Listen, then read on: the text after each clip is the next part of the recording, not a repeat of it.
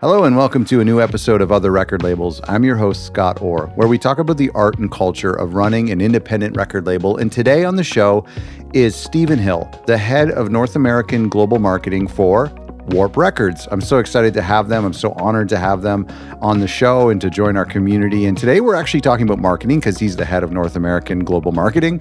And so it's a great way to kind of reconnect with our series that we did last month on marketing. And if you missed out on that series, make sure you catch up by going to otherrecordlabels.com/marketing.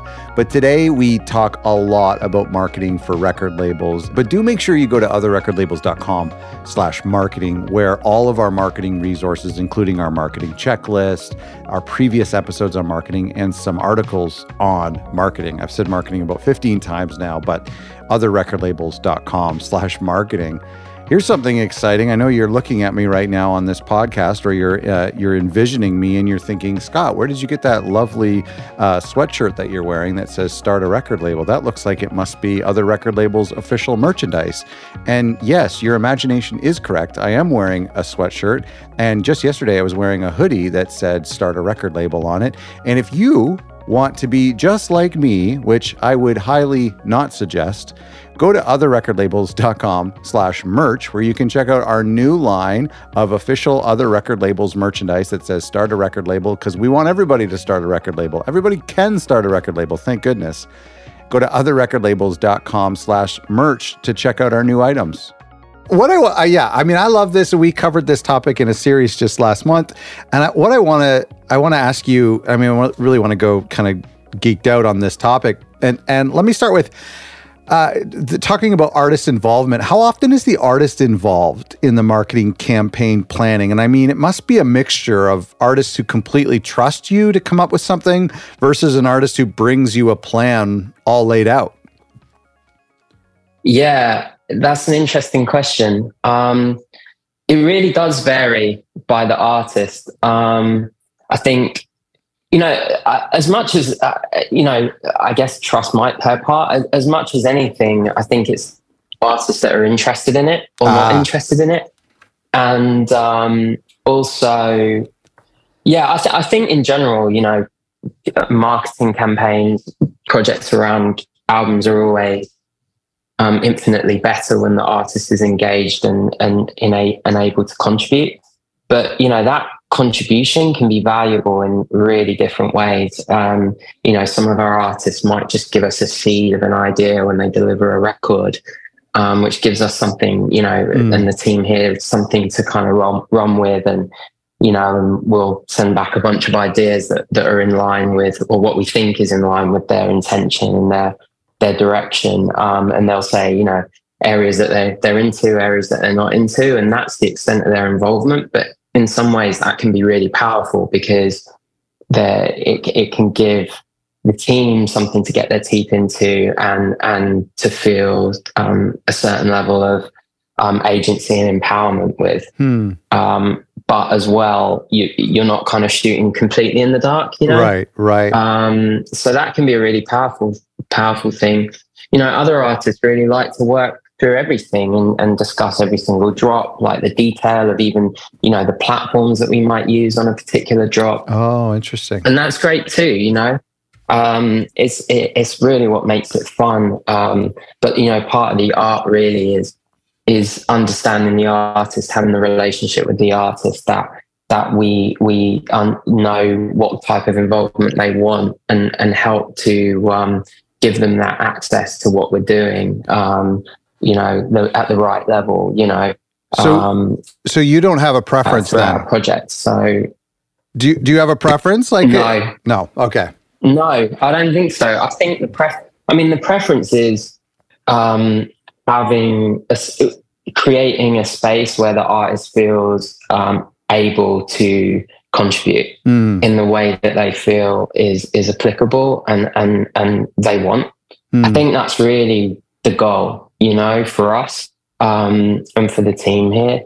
So really, like the way that artists have those differences with artists help to keep it fresh, help to give different projects different flavors and things. But really, we're big believers in any promotion around a record an album, a single, a video, etc., should be in line with the artistic intention. So that would always be our goal, that we're creating that environment that artists can feel that they can contribute. Regardless if an artist is super involved or like you said, maybe you're just not interested to be involved, how does the music direct your marketing? Presumably most campaigns start with just the song. So how do those songs start to form any sort of basis for a marketing campaign?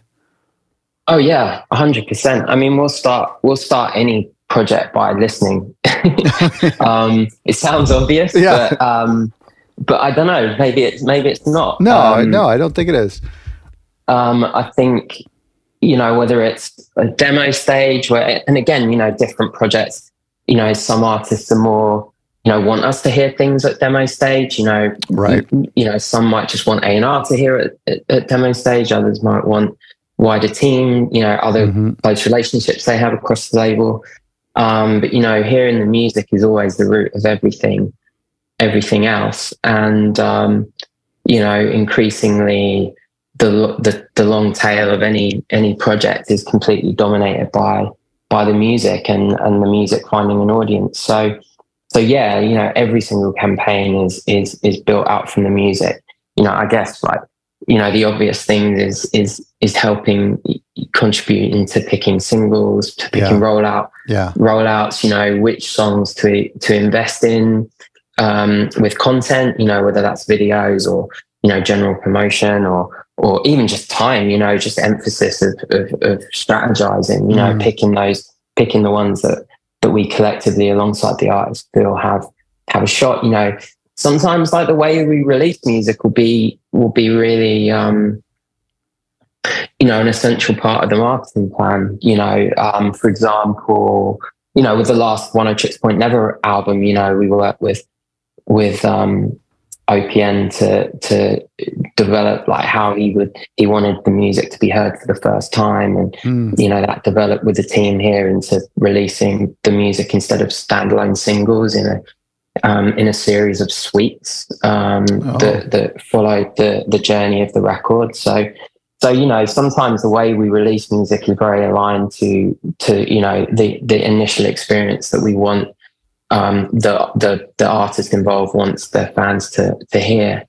And obviously in that we'd contribute our understanding and expertise around the platforms, the media, how, certain things that we can optimize the rollout, whether it's with a Spotify or an Apple or YouTube or radio or press, etc. So, we'd always contribute those insights to an artist and discuss those. But yeah, I mean, sorry. Yeah, no, I just wanted to, on this topic, do you think that lyrics or the message behind the album drives a campaign, or is it more sonic, aesthetic?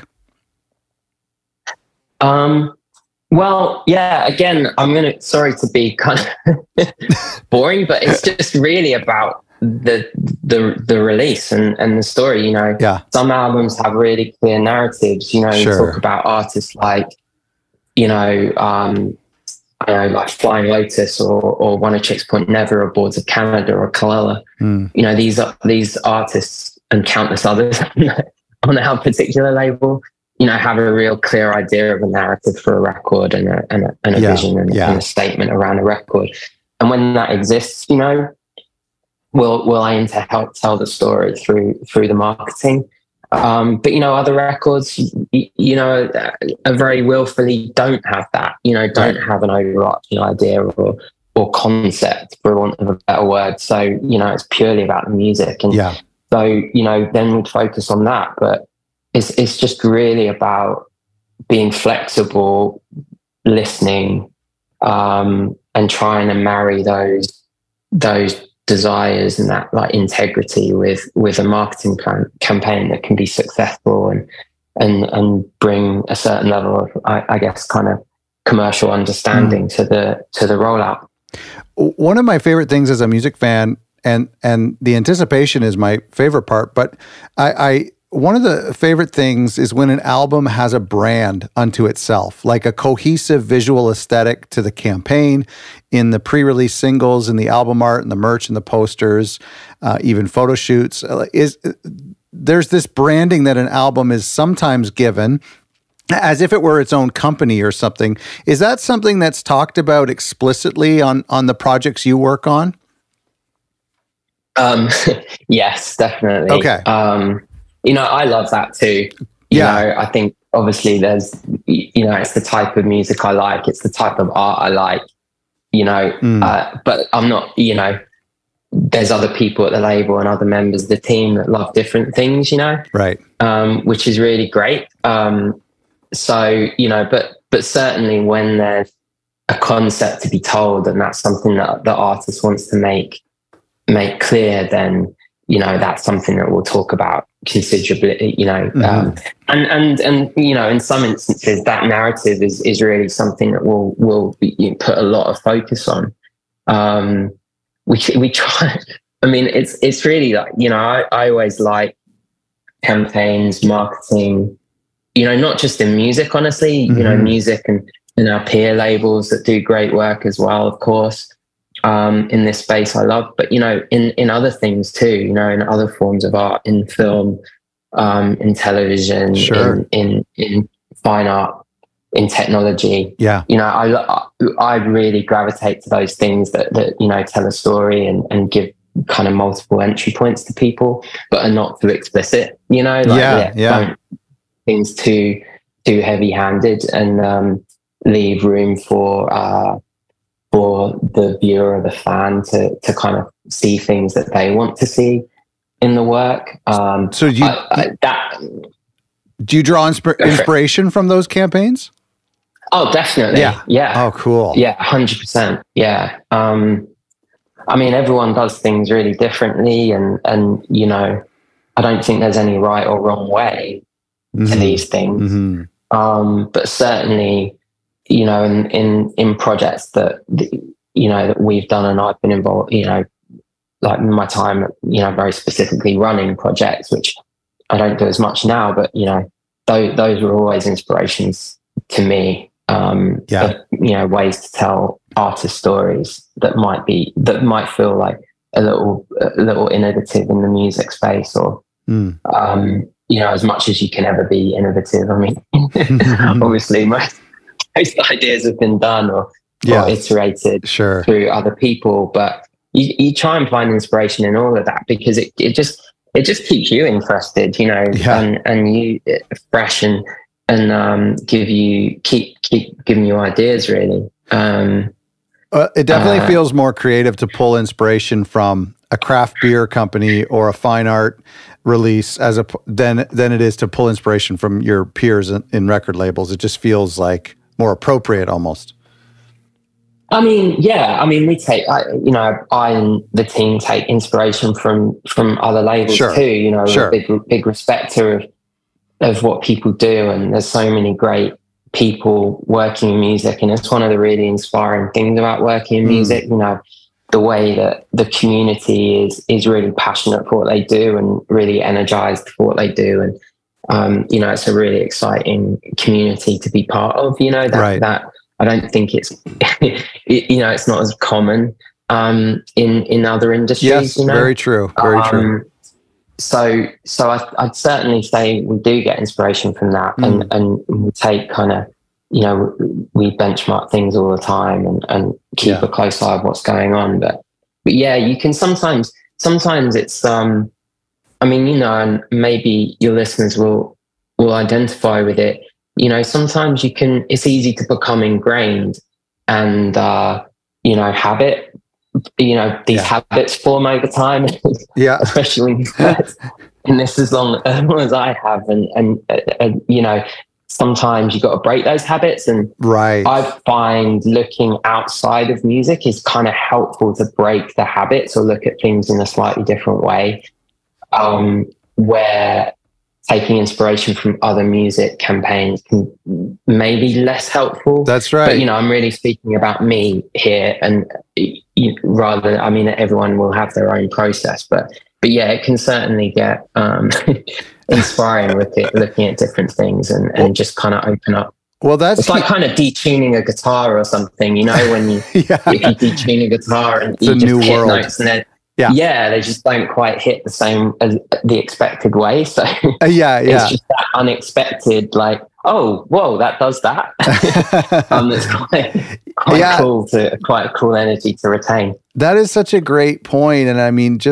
and I'm going to want to emphasize that to our listeners, but like just that idea of looking outside of music for inspiration is it really is cool, just because those guys aren't following our templates. And like you say, we can be stuck a little bit. That's great advice. Very good advice. Yeah. And no, it's like, I think it's cool. But you know, obviously I want to be clear, you know, especially, I mean, now probably more than any time in the era that I've been working in music, you know, it's about the artist. It's about the community that the artist is able to foster. It's about the music. You know, the marketing side is probably a tiny percentage of it, you know? Yeah. So, you know, as much as, you know, like we're definitely very, very clear that, like, you know, the artistic intention behind something always trumps, you know, if we've got some harebrained scheme that we've seen, like you say, a brewery do or it will always be trumped by what the artist wants to do. Right. And, you know, at the end of the day, we're respectful that is the core thing. You know, that's the thing that makes really people care at the end of the day. But because I could imagine there'd be a scenario where you've come up with you've seen an idea, or you've come up with an idea.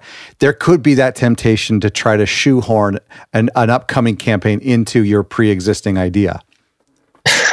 Yeah, definitely. Yeah. And totally. And getting told no is definitely a core part of the job, you know. Yeah, that's right. But you've always got, you've got, I wouldn't even say it needs that much of a thick skin. Sometimes it needs a bit of a thick skin, you know, but right. I think certainly the team at Warp and I'm sure many others are very aware, you know, very self-aware enough that, like, especially in the independent community, you know, that people are really artist driven and you know, really see that. But you know, there's definitely an element of the marketing that we all have, that we want to do, that we really believe in. Yeah. We really feel that it can make a difference. But you know, at the end of the day, if the artist doesn't want to do it, we'll make a case for it and we'll explain why we think what we think and why we think it could be beneficial. But at the end of the day, if the artist hears that and doesn't agree or wants to go a different route, that's always the route we're going to take. So it's like when a producer or an engineer gets a new toy in the studio and wants the artist to use it. Yeah, no, it's true. Yeah, it's true. And you've always got, you know, those situations like, I don't know, like a Bleak Strategies or something, the Brian, you know, right. thing where you can kind of get that artist to think about things in different ways. I mean, I think it's a real nature of the kind of people that we work with. But they do tend to have quite strong ideas and really inspiring ideas about how their music should be heard and how it can be perceived. And what's really cool is when you're able to talk to an artist and say, we feel like we need something, you know, we need something that the fans are going to really like in this 2-week period when we've got a bit of a gap in the campaign or alongside your this live show or something. And you can sort of give them a challenge to, you know, fill it in a way that is appropriate to them and they can get inspired by, you know.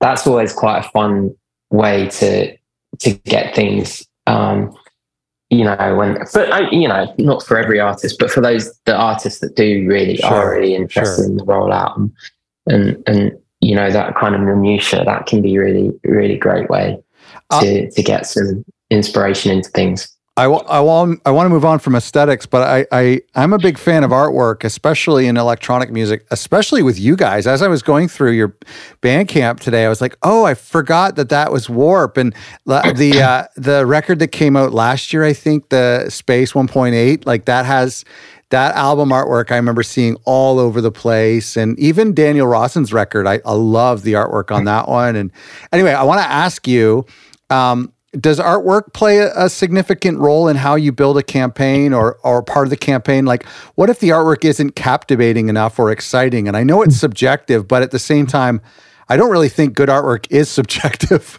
That's just my opinion. Yeah, I mean, well, it's like a lot. Yeah, that's an interesting question. I don't want to. I mean, what is good artwork? You know, good artwork is kind of in the for the beholder, you know. But then also there's those artworks that stand the test of time that it's kind of hard to put your finger on. Sure. Why that's so good, you know? Yeah. I think sometimes it's just it's the same with the music, you know. It's like, you know, there's just oftentimes just something about a piece, a song or an album that really transcends over time. That is not always immediately apparent. Yeah. Especially in the kind of, you know, more experimental forms and things. And I think it's the same with artwork. But, you know, I mean, artwork for Warp, I mean, I'll go back because I'm not one of I've worked at Warp for, you know, 16 years or so now, but I'm not a founder of the label. Sure. But I know that, you know, the origins of Warp were really artwork driven, you know. I know Steve, Rob, and Winston, who originally founded the label, you know, they looked at labels at the time like 4AD and had, you know, they ran a record store in Sheffield, in the UK, and they were getting all these amazing, you know, dub plates and 12 inches that were being played in clubs, and like these guys making weird kind of UK techno records at the time were also making these more downbeat, like stranger, weirder, heavier tracks that they thought were really exciting. And, you know, out of that 12-inch culture, a very like single, you know, one-off tracks, they really saw the potential of artwork and formatting, you know, long play albums as a way of giving these producers and this experimental music that was emerging, you know, a different platform. Sure. Yeah. And a different level of scale, you know. And artwork has always been so core to the label, you know. The visual aesthetic with videos has always been so core, and, you know, led to Warp starting a film company and various other things that were very, you know, aesthetically driven. You know, even things like, you know, the early web stores were highly designed, and the people who designed, like Designers Republic, who designed a lot of the Warp, you know, the early Warp stuff, but still work with us now to this day, you know, on many releases and many projects. You know, they were all really heavily designed, and the aesthetic is really, really, really important. And it's important to our artists, you know. Yeah. I mean, we now work with a huge range of artists, but there really is an energy and a spirit that runs through all of them, whatever type of music they make. And they always have really, really strong visual, a very strong aesthetic.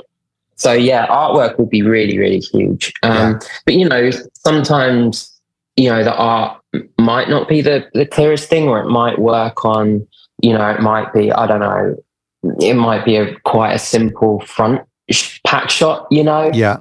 And then if you get the record, you buy the record and it's got a gatefold and it opens out and into this hugely colorful, vibrant, you know, direct thing. Oh, that's a good point. Yeah. Yeah. You know, we'll think about, we'll try and think about how the artwork can manifest what's strong. You know, sometimes you might lead with a photo of the artist, for example, you know. Other times you might lead with the artwork. Other times there might be, you know, elements with the artwork that we might pull out and put a bit more emphasis on.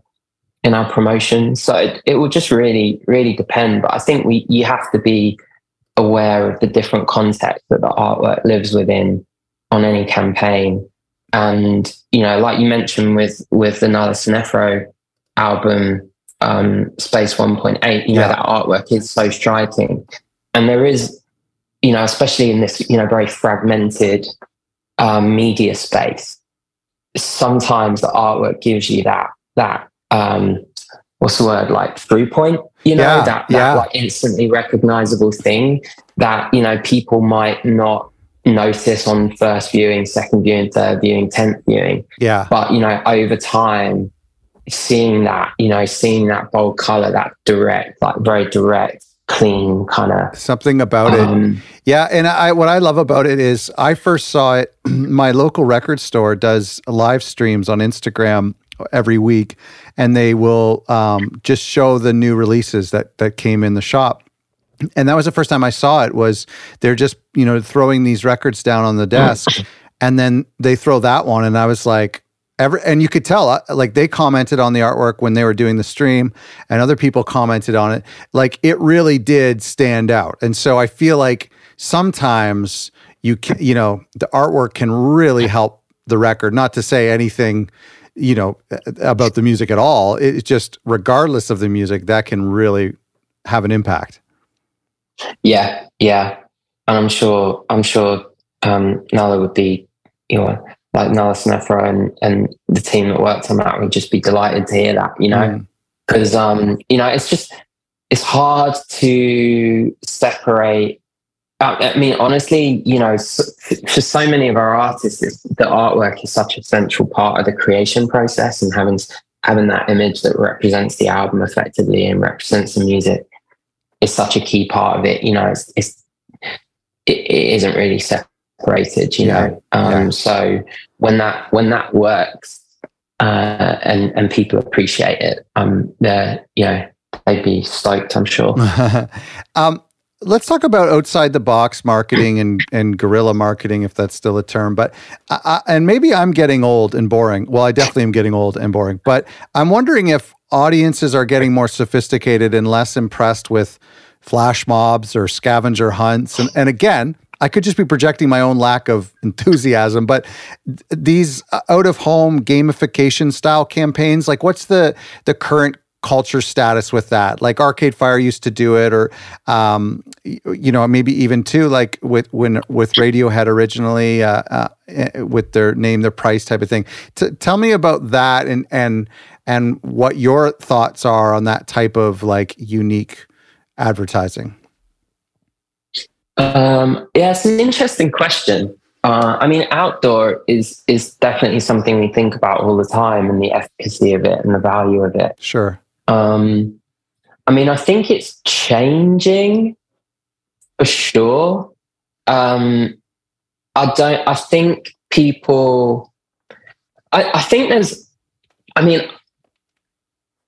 think there's a little bit of a misperception around online outdoor advertising in general. This is the way I see it, but I could obviously be wrong. But I think that really effective outdoor advertising, there needs to be some level of pre-awareness of a project. Okay. And it needs a certain level of volume, a certain level of frequency in advertising. Is called like the reach and frequency, which I'm sure most of your listeners will know all about. And that's why I think outdoor really works well when you're an Apple or you're a fashion brand. Yes. You can really have that repetition. You can really get, huge billboards over an extended period of time, For your average music campaign that has, maybe a 2-week outdoor window, maybe you'd run some single, stuff around a single or a follow-up single. It's quite a short period of time, so it's difficult to get awareness of your artist and build an audience with outdoor. In my view, Sure. I think it's hard to start from scratch. You really got to but then if people see a poster that they care about, they see an East Timor poster on the street and they know he's Tuma, they're like, oh shit, he's Tuma. It has something, you know?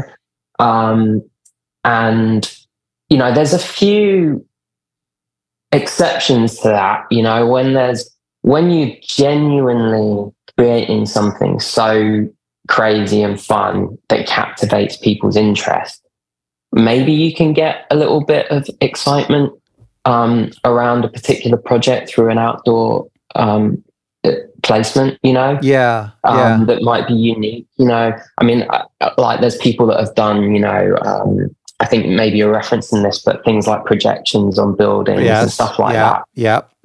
You know, those can mean something, but then once they're done a few times, they don't really capture that. I completely agree. Anyway, so then you think, you know, would people really care if it wasn't a band that they knew already? Right. You know, even, I mean, one of the things we did that people still bring up to me all the time is a blimp, an Aphex twin blimp, right? That we flew over London. The green one when he came back. Yeah, the green one for Cyro, and that was so much fun. And we were just like, again, you know, Richard gave us a few hints, and we were like, oh, you know, we want one kind of statement thing that just feels just so stupid and fun. But you could never do that again.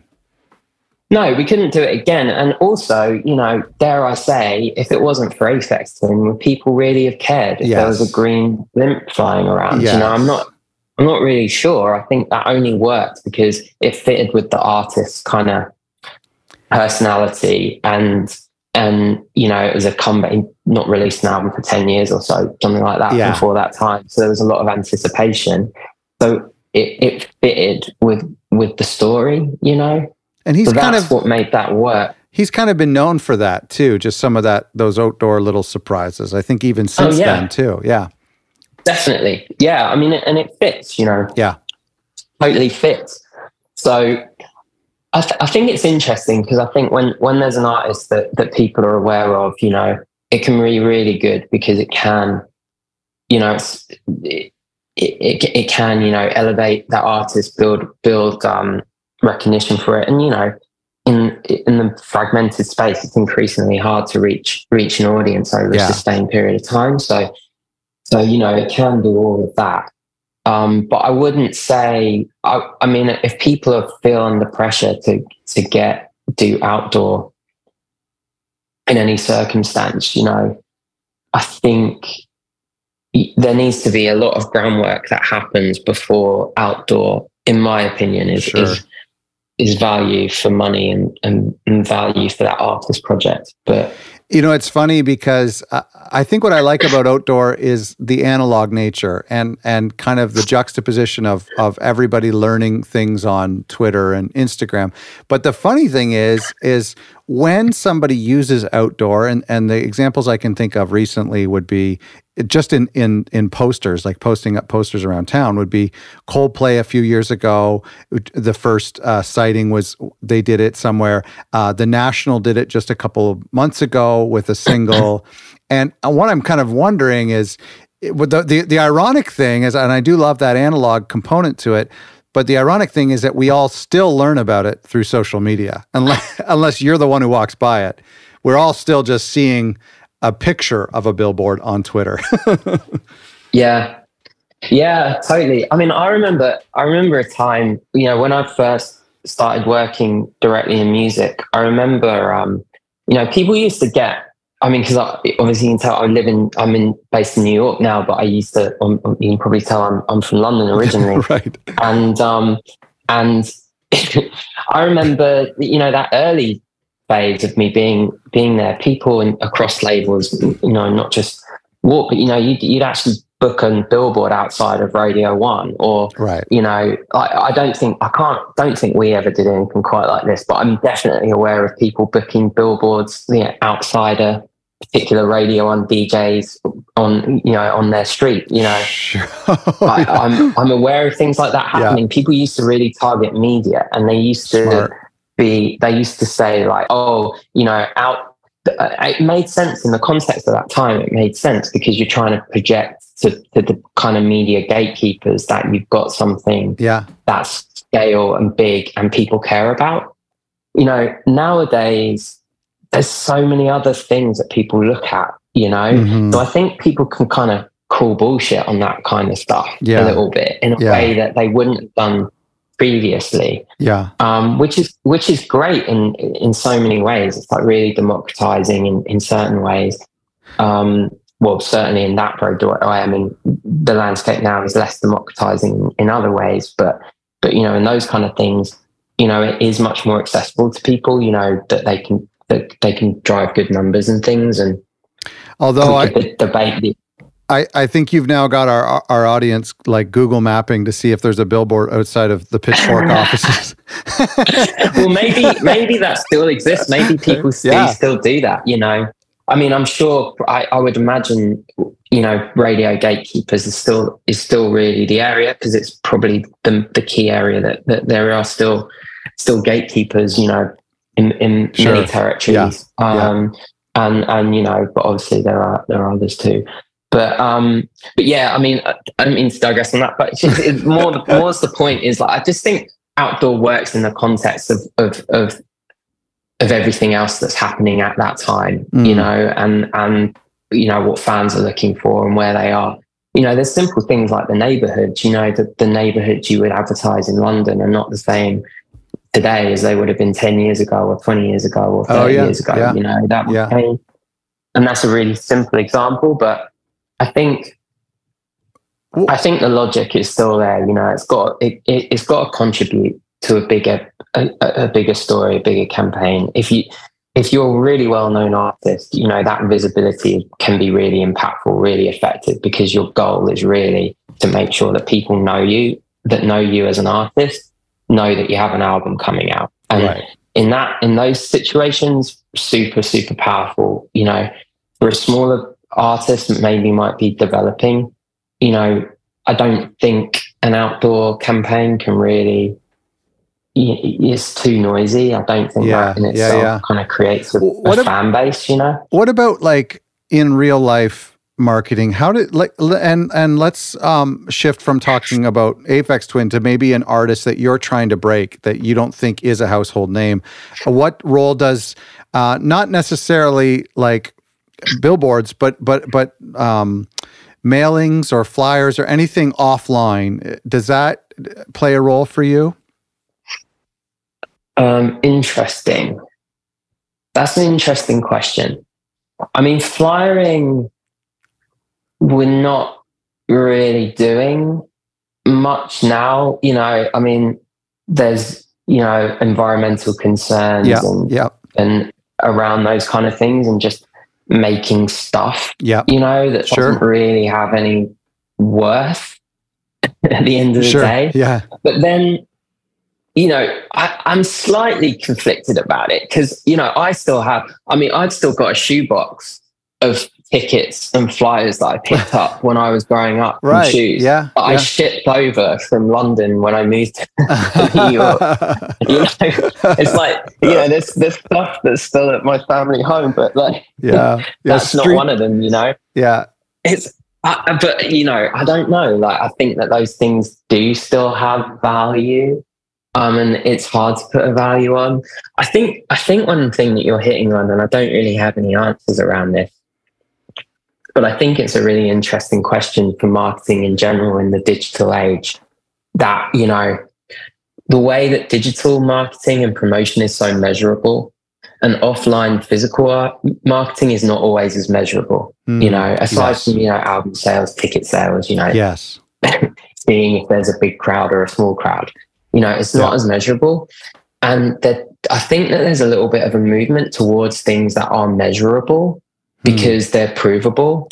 But that doesn't necessarily, I don't think that means they're better or necessarily more effective. And also, you know, a lot of the digital metrics that people look at, you know, are they really valuable? You know, I mean, take a Spotify stream, for example. You know, that's very different if that's coming from an artist feed or the artist's profile page, I mean to say, as one of their top tracks, or it's different if that play has come because it's track 6 on an album that they've listened the whole way through. Okay. Versus someone who's just heard it on an algorithmic playlist, right. or because there's a lot of different interactions that lead to that single stream. So it's difficult to even really, I know that there's stats there that you can access, but I think it can sometimes be a bit misleading that a digital ad is more impactful than a billboard, just because you can see the stats on a digital ad and you can't see the stats on a billboard. It's not always true. And I am quite interested in, you know, the areas that you're talking about, the flyering and things. I mean, I went to a show the other day actually, and I saw, you know, a printed up poster that the album's coming out, you know, and it was really lo-fi. yeah, lo-fi. Well, it's like a black and white photocopying of the copy of the artwork, and, you know, out Friday or something. It wasn't a Warp Band, I have to say. But it was kind of cool. I hadn't seen that for a while, and I kind of liked it. Yeah, know? It's weird, It's nostalgic. Yeah, people take those, you know, they're good souvenirs and things like that, you know. Well, you would know this. I mean, in marketing, there is some sort of like study about touch points, right? Like you need 7 or 8 touch points or something like that. And so, I mean, you can't, like you said, you can't measure that flyer, the impact that flyer has, but it could be one of those touch points in addition to a Spotify playlist or a tweet. Definitely. Yeah. And you want, you know, at the end of the day, you know, you might be able to track a click from a particular social media post or a digital ad, for example. But you don't know all the touch points that have led to that click happening. Yeah. And you can't know that. You can't. Yeah, that's right. Yeah. You just can't know that. So, but I think I see sometimes that people looking at, you know, that, and they look at all the digital things that have led to that click, you know? Sure. But not necessarily alongside the others. There's ways that you can try and get a little bit of an understanding, like say, you know, like you could compare tour markets against non-tour markets, you know? Yeah, yeah. And because the artist is in a particular city but not another one, you can kind of compare those two, see if they've changed. There's ways you can do it, but it's always a very imprecise science, you know, and you could spend all day looking at that kind of stuff, and it will really need you over. No, that's a good point. I'm running out of time, but I want to ask you, what kind of lead time are you working with for planning these campaigns? I know that vinyl manufacturing has made things longer than normal, but normally, like on a normal thing, how long do you like to have from start of planning and until release day? I mean, we like to have longer, you know. I think you want to have enough time, you know. I'd say it's always optimal. We'd love releases to come out digitally and physically on the same day, wherever we can. You know, in the majority of cases, there are a few, you know, maybe developing cases where that, you know, we might have a different strategy there. Yeah. But, you know, in general, in line with vinyl timelines is quite good, because the vinyl timelines are so long now that they do give us time to create assets, you know, so that can be good, you know. Sometimes we have literally days to plan a drop. Wow.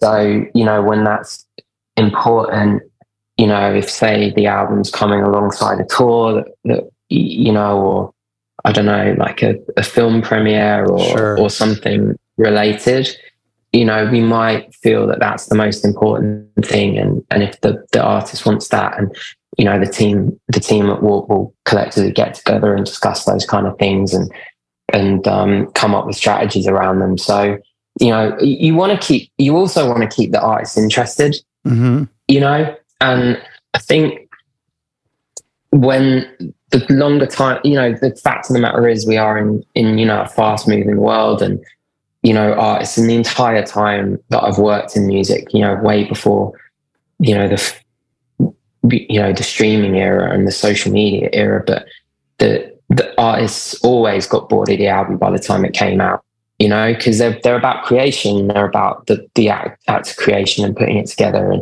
But you don't, you know, I think now when the artist needs to be so engaged and you know, it's not the kind of pop model where you sort of force the artist to promote a record. Sure. You know, so you want to keep the art, you want to release the album on a timescale that keeps the artist engaged and excited about it. And so I don't think you want to make it too long. Yeah, because you don't want them working on another record and excited about the next record.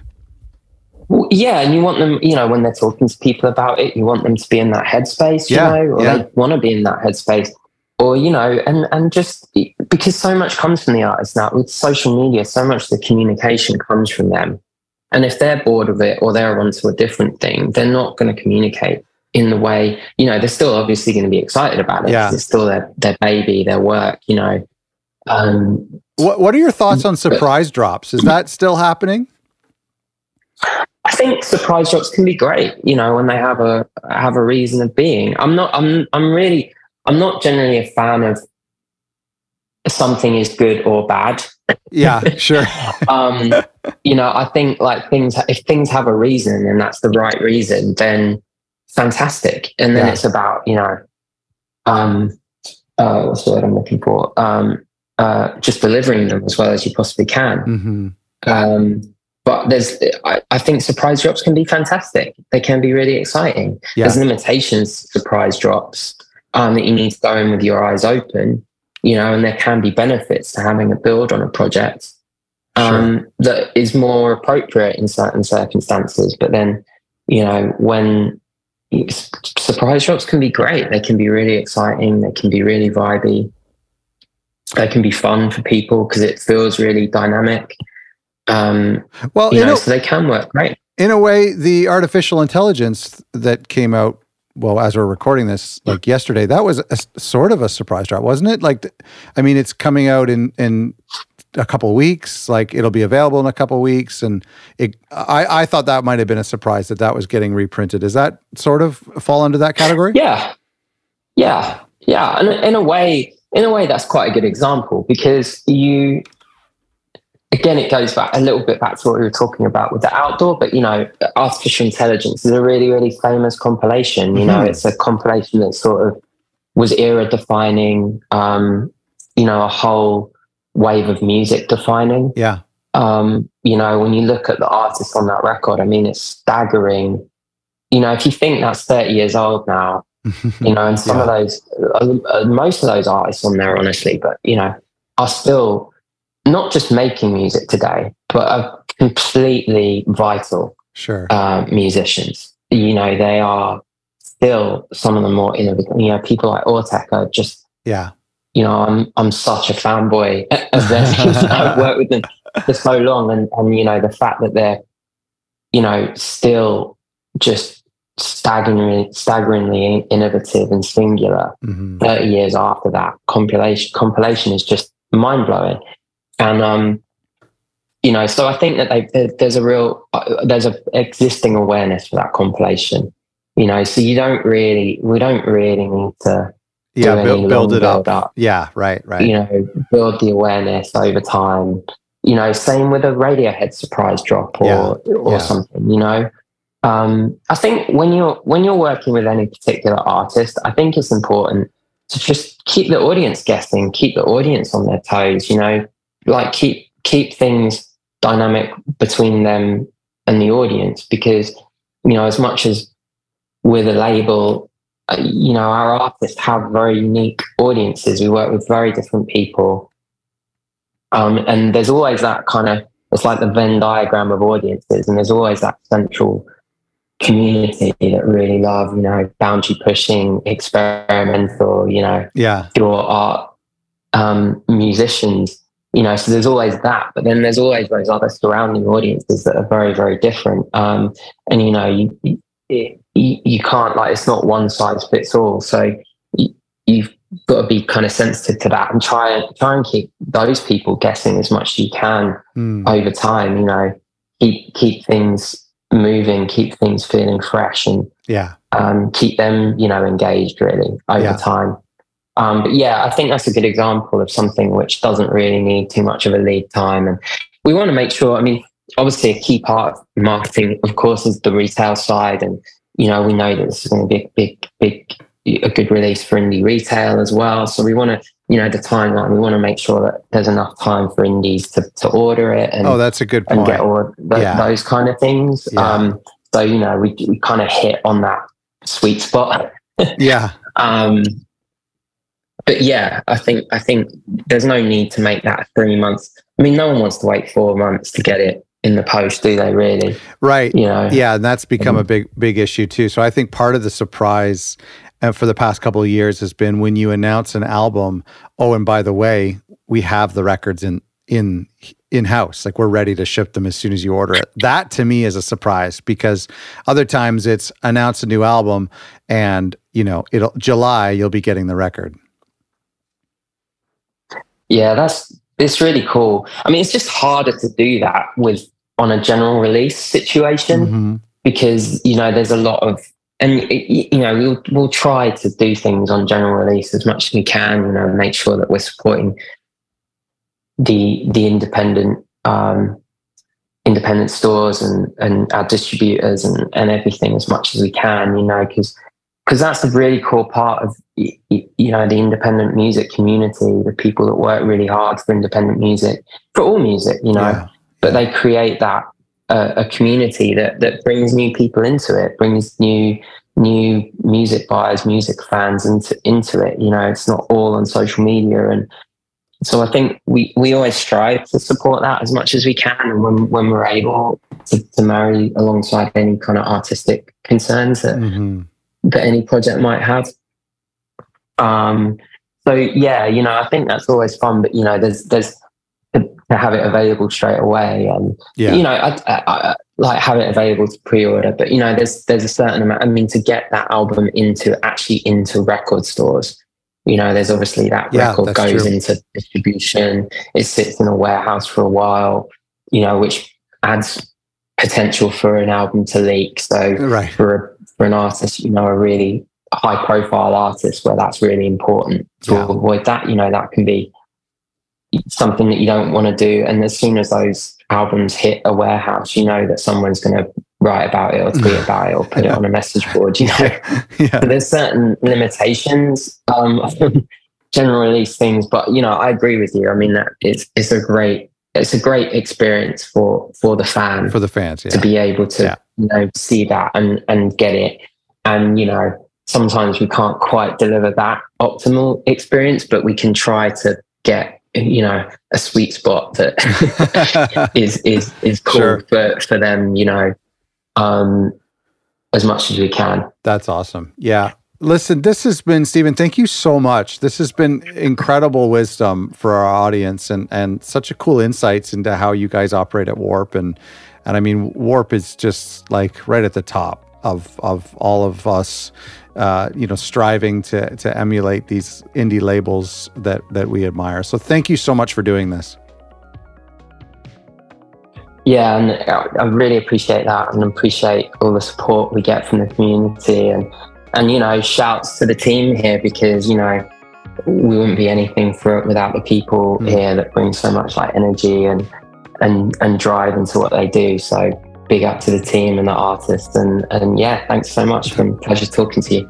Well, thank you all for listening, and thanks for Stephen for chatting with us and giving us a behind-the-scenes look at marketing for an incredible label like Warp. I mean, listen, you can scroll through Warp and you go, oh my gosh, that's iconic, that's iconic, that's iconic. I know a lot of our listeners are going to be thrilled to get to hear from this label, probably the favorite label of a lot of our listeners. And so excited to have them. Catch up with all of our episodes from our series on marketing that we did last month by going to otherrecordlabels.com/marketing. And remember, if you or someone you love is thinking about starting a record label, make sure you check out our new merch at otherrecordlabels.com/merch and ask your doctor if starting a record label is right for you.